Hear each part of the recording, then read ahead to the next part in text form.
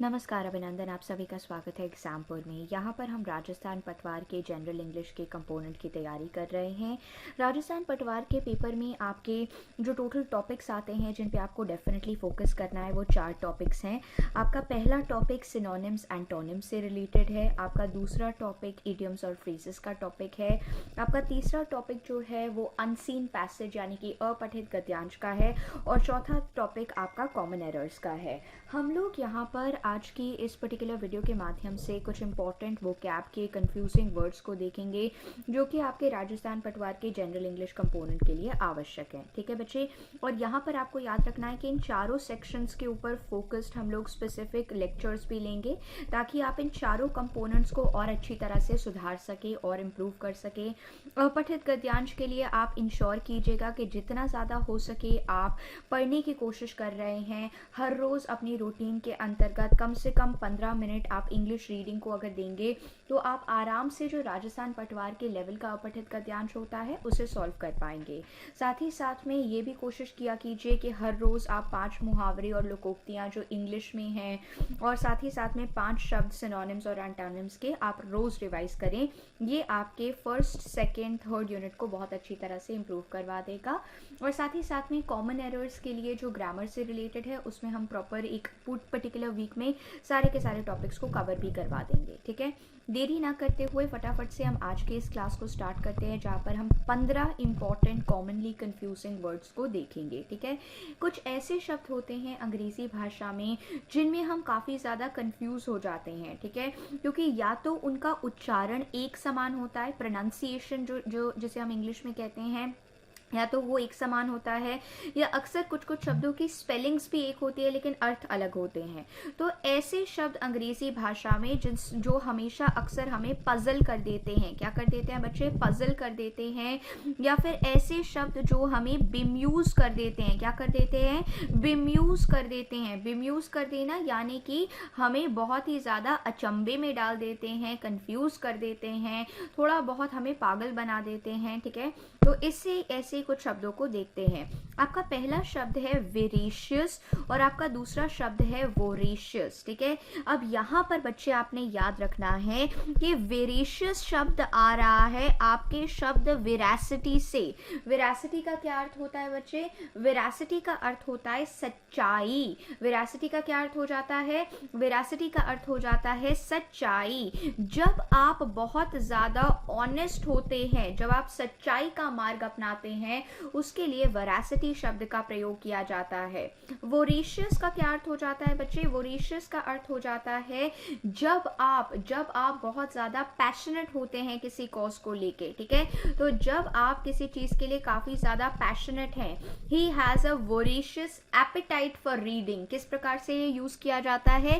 ये यूज किया जाता है he has a voracious appetite. He has a voracious appetite for reading. ठीक है, यानी कि उनके अंदर बहुत ज़्यादा भूख है, बहुत ज़्यादा हंगर है रीडिंग के लिए। ठीक है, तो ये आपने याद रखना है।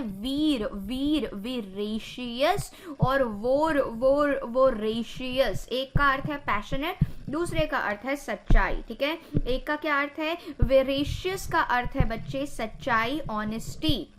A truthful person has veracity. एक जो सच्चा पर्सन है उसके पास veracity है, उसके पास क्या है? उसके पास veracity है। जबकि voracity, voracious का क्या अर्थ हो जाता है? voracious का अर्थ होता है जब आप बहुत ज़्यादा passionate होते हैं किसी चीज़ को लेके, जब आपके अंतर्गत बहुत ज़्यादा हंगर होता है किसी चीज़ को लेके, एक तरह से insatiable का क्या अर्थ हो जाता है? ये भी एक इम्पॉर्टेंट शब्द है, इस पे भी ध्यान दीजिए। इनसेशिएबल का अर्थ हो जाता है बच्चे ऐसी भूख जो कभी मिट ना सके, unsatisfied. Insatiable, unsatisfied, insatiable, unsatisfied. किसी भी चीज़ के लिए जिसके लिए आप बहुत ज़्यादा पैशनेट हैं, आपके पास उसके लिए बहुत ज़्यादा भूख होगी, ठीक है। रेवनस, अच्छा रेवनस शब्द को कैसे याद रख सकते हैं? रेवनस शब्द को देखिए बच्चे, हिंदू मिथोलॉजी में हमारे पास रावण है, ठीक है। रावण जो है उसके कितने सर हैं? रावण के कितने सर होते हैं? रावण के 10 सर होते हैं। अब जिस आदमी के 10 सर होंगे उसको ज़्यादा भूख भी लगेगी, क्योंकि हर एक सर को एक एक बार खाना खिलाना है। तो रावण के जिसके 10 सर हैं उसको ज़्यादा भूख लगती होगी, उसी से ही आप रेवनस शब्द को भी याद रख सकते हैं, ऐसी भूख जो कभी मिट ना सके। तो वेरासिटी, वेरासिटी का अर्थ हो जाता है सच्चाई, और वोरासिटी का अर्थ हो जाता है ऐसी भूख जो कभी मिट ना सके, जिसके लिए आप पैशनेट हो, ठीक है। इनसेशिएबल को भी याद रखिएगा और रेवनस को भी याद रखिएगा। अच्छा, अब आते हैं वर्सेस और वर्सेस, इसका उच्चारण दोनों का सेम है। ये हमारा आज का दूसरा एग्जाम्पल है बच्चे, वर्सेस और वर्सेस, ठीक है। अब ध्यान से अगर आप देखोगे बच्चे, ठीक है, ध्यान से अगर आप देखोगे तो जो कविताएं लोग लिखते हैं, ठीक है, जो कविताएं लोग लिखते हैं, कविताएं जो लिखी जाती हैं, उनमें क्या होता है बच्चे? उनमें वर्सेस होते हैं। उनमें क्या होता है? उनमें वर्सेस होते हैं। लेकिन अगर मैं कहूँगी the competition is between India versus New Zealand, India versus New Zealand, ठीक है, जैसे आजकल दौरा चल रहा है, ठीक है, तो यहाँ पर that means one against the other के लिए मैं वर्सेस का प्रयोग करूँगी। तो जो कविताएं होती हैं उसके लिए वर्सेस, लेकिन जब मुकाबला हो रहा होता है, क्या हो रहा होता है बच्चे? मुकाबला हो रहा होता है, तो वर्सेस का प्रयोग होगा, ठीक है। ये चीज़ आपने ध्यान रखनी है। वर्सेस का अर्थ होता है जो कविताएं हम लिखते हैं उसमें जो आपके स्टैंजाज होते हैं उन्हें वर्सेस कहा जाता है, ठीक है। वर्स का प्लूरल वर्सेस, और ये वर्सेस का अर्थ होता है जब आपका मुकाबला होता है। ये वर्सेस का क्या अर्थ होता है? जब आपका मुकाबला होता है, ठीक है, जब आपका मुकाबला होता है उसके लिए ये वर्सेस का प्रयोग किया जाता है, ठीक है। फटाफट से अगले पे चलते हैं, वायबल, वाई एंड वर्केबल, ठीक है। अब यहाँ पर ध्यान दीजिएगा, viable, vie for opportunity and workable, इसका क्या क्या अर्थ हो जाएगा? कोई भी चीज़ जो कि आपके लिए सही है, ठीक है, कोई भी चीज़ जो आपके लिए सही है वो क्या हो जाएगी बच्चे? वो वायबल हो जाएगी। वो क्या हो जाएगी? वो वायबल हो जाएगी, ठीक है। तो कोई भी चीज़ अगर आपके लिए सही है, ठीक है, केपेबल ऑफ लिविंग है, this is a viable opportunity, this is a viable opportunity. ये लैटिन वर्ड वीटा से आ रहा है जिसका अर्थ होता है लाइफ, ठीक है। तो कोई भी चीज़ जो आपके लिए वायबल है, दैट मीन्स केपेबल है ऑफ लिविंग, तो उसके लिए हम वायबल शब्द का प्रयोग कर सकते हैं, ठीक है, उसके लिए वायबल शब्द का प्रयोग कर सकते हैं। लेकिन जब हम वाई शब्द का प्रयोग करते हैं, वाई का अर्थ होता है जब आप किसी चीज़ के लिए मुकाबला करते हैं, compete करते हैं। I am vying for her attention, I vie for her attention, that means कि मैं उनकी अटेंशन के लिए compete कर रही हूँ, मुकाबला कर रही हूँ, ठीक है। तो उसके लिए वाई शब्द का प्रयोग किया जाएगा। आई am vying for her attention, I am vying for her statements, ठीक है। तो उसके लिए बच्चे इस वाई का प्रयोग किया जाएगा, उसके लिए हम इस वाई का प्रयोग करेंगे। ये चीज़ आपने ध्यान में रखनी है।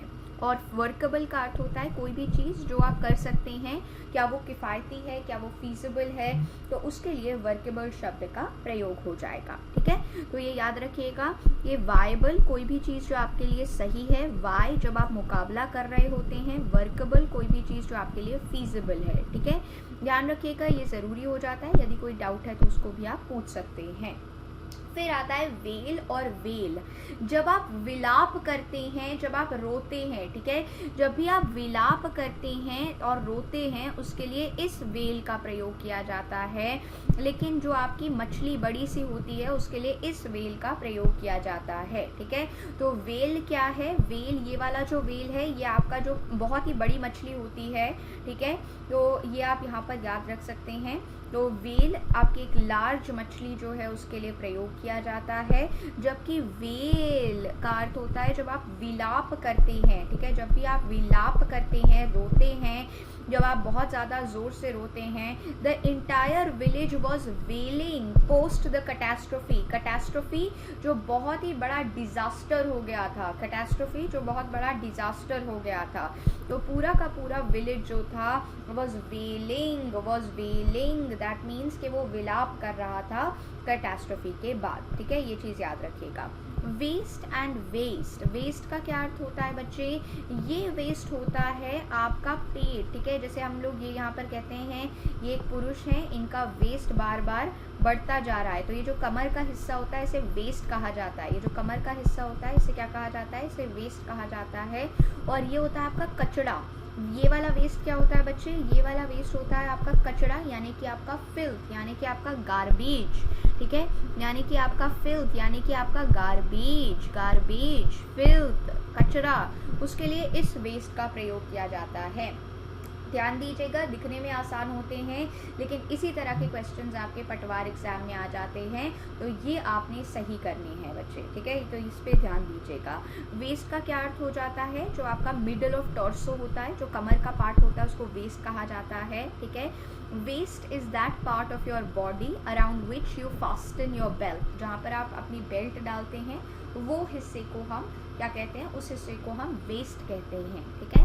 और ये वाला जो वेस्ट है, ये वेस्ट है जो सारे का सारा फिल्थ है, आपका सारा का सारा कचरा है, ठीक है, आपका फिल्थ हो गया, जहाँ पर आप सारी चीज़ें जो फेंक देते हैं वो वेस्ट कहलाया जाता है, ठीक है, वेस्ट। और वेस्ट का एक और अर्थ होता है please don't waste your time, मतलब please don't squander your time, बर्बाद मत करो। वेस्ट को एक और तरीके से यूज़ किया जाता है, please don't waste your time, अपने समय को बर्बाद मत करो, please don't waste your time, ठीक है, अपने समय को बर्बाद मत करो।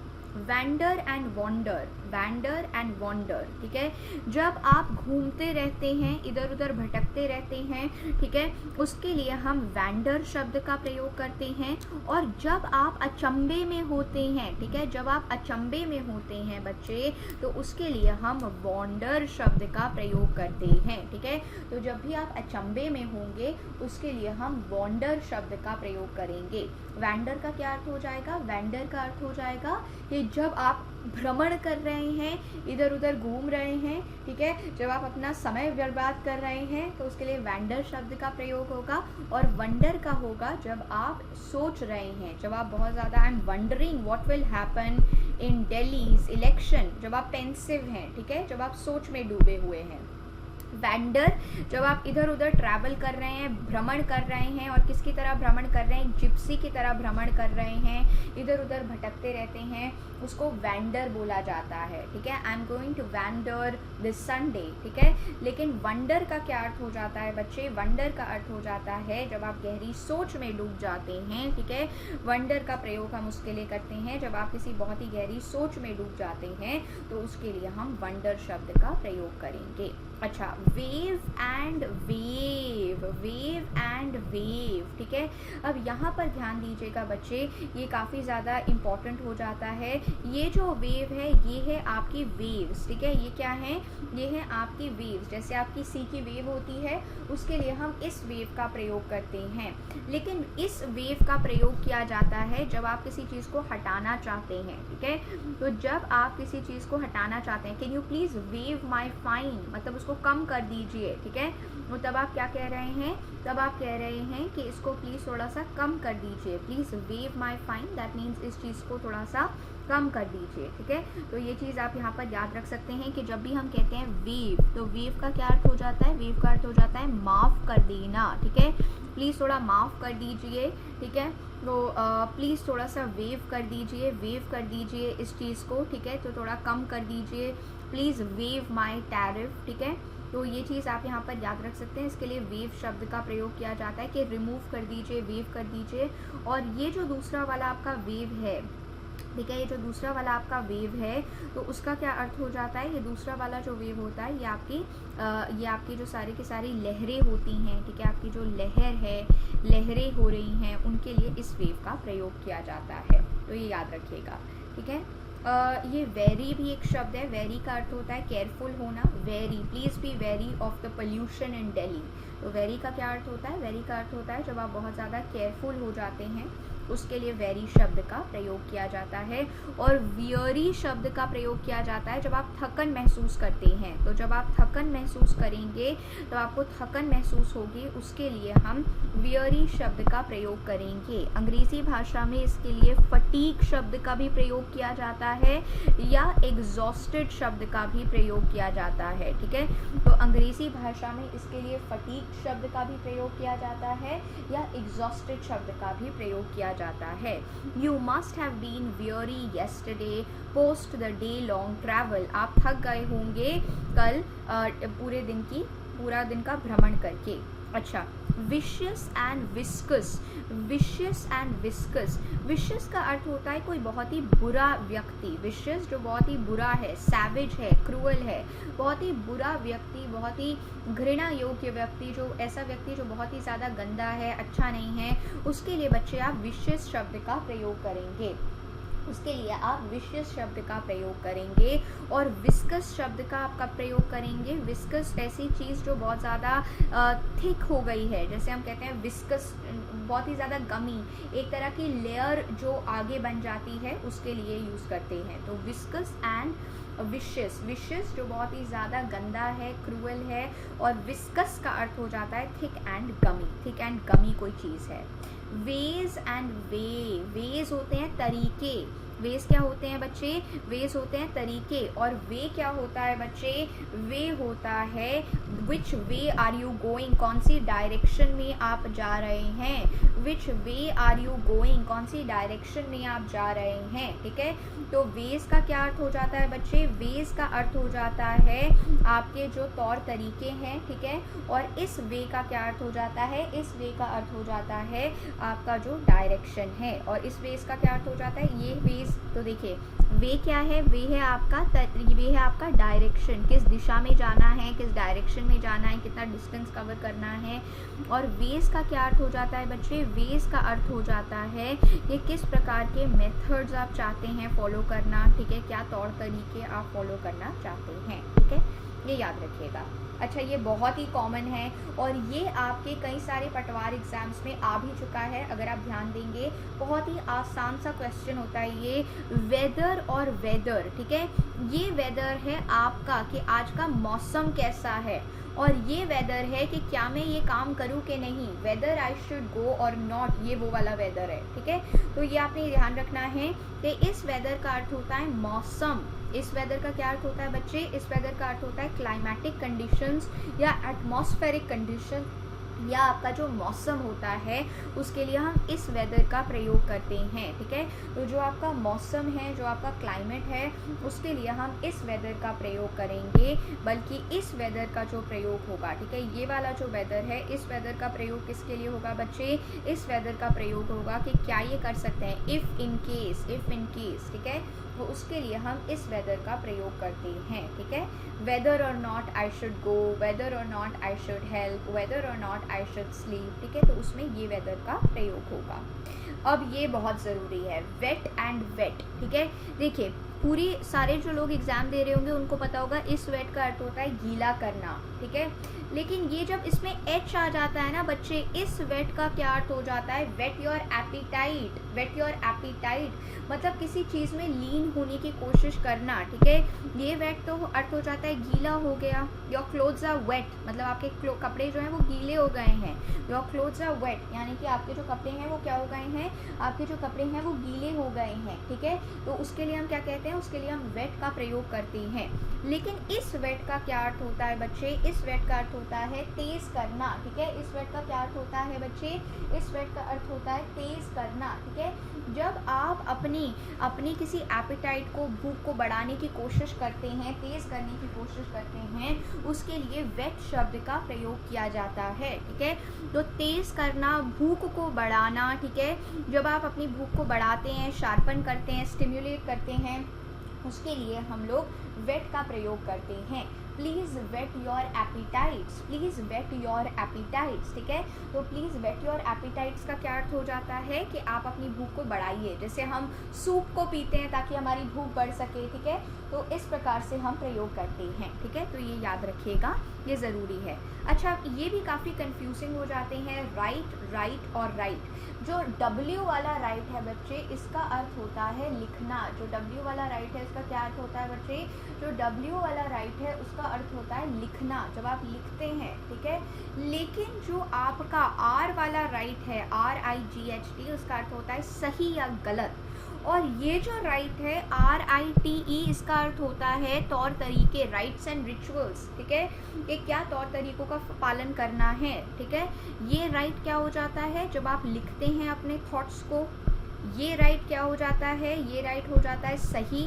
और ये राइट्स होते हैं आपके तौर तरीके या आपकी सेरेमनी, राइट्स एंड रिचुअल्स। इसे किस प्रकार से यूज़ करते हैं? What are the rites and rituals when a child is born, मतलब क्या क्या सेरेमनीज़, क्या क्या तौर तरीकों का पालन करना चाहिए जब एक बच्चे का जन्म होता है, ठीक है। इस प्रकार से याद रख सकते हैं। योक एंड योक, ये भी ज़रूरी है। जब आप दो चीज़ों को मिला देते हैं उसके लिए इस योग का प्रयोग किया जाता है, ठीक है।